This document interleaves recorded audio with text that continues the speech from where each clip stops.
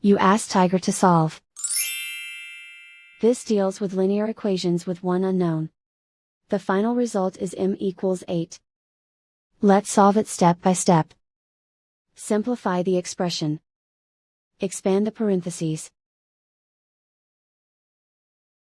Simplify the arithmetic. Group all constants on the right side of the equation. Add 8 to both sides. Simplify the arithmetic.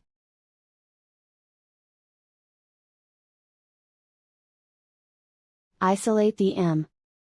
Divide both sides by 2. Simplify the fraction.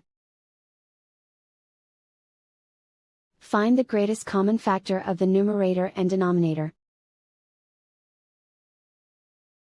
Factor out and cancel the greatest common factor. And so the final result is m equals 8.